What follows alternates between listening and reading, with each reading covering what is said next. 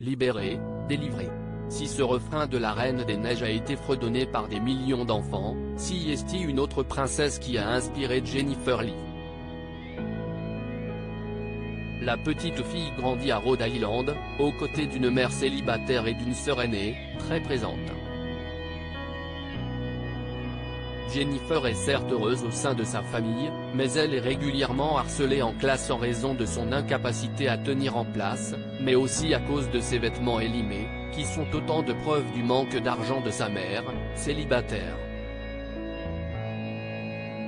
J'étais une fillette sauvage, je manquais de confiance en moi, confie Jennifer Lee au journal du dimanche. Puis j'ai été victime de violences répétées, c'était très dur. Cela a sans doute forgé la personne que je suis devenue. Car pour alléger ce quotidien difficile, la petite fille s'évade dès qu'elle en a l'occasion en dessinant et en se plongeant dans des livres. L'écolière regarde également sans cesse le dessin animé Cendrillon. Elle aussi se faisait maltraiter, par sa belle-mère, mais elle restait fidèle à elle-même. J'ai vite compris que je ne serais jamais heureuse tant que je ne raconterais pas mes histoires, ajoute Jennifer Lee. Dotée d'une incroyable énergie et des idées plein la tête, elle se lance dans des études de cinéma. Plus tard, elle donnera naissance à une fille, Agathe, 16 ans désormais. Ses parents sont persuadés que cette aventure chez Disney ne la mènera nulle part.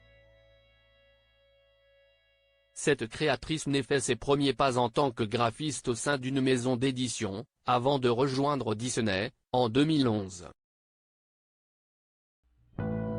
Une belle opportunité pour la jeune femme, mais pas pour ses parents, ils sont alors persuadés que cette aventure ne la mènera nulle part.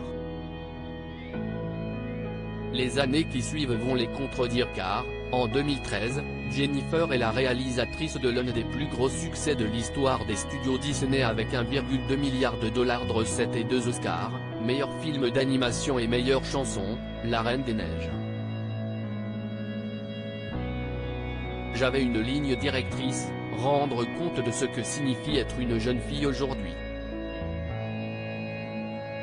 Mais ce que vivent Elsa et Anna est universel, tout le monde peut s'identifier à leur lien familial ou à la peur du changement et de l'échec.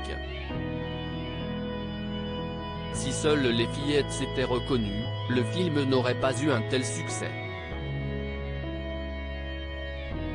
Il faut considérer les personnages féminins comme des êtres humains avant tout, pas comme des filles. Il ne faut plus leur imposer de limites, défend la réalisatrice de 48 ans à Madame Figaro. Des limites, Jennifer Lee ne fixe jamais. En 2018, après le départ de John Lasseter, elle est devenue directrice artistique des studios d'animation Disney. Et, le 20 novembre dernier elle a lancé avec succès le deuxième opus consacré à Elsa et à Anna, et envisage l'avenir avec un bel objectif, changer les règles et libérer la parole.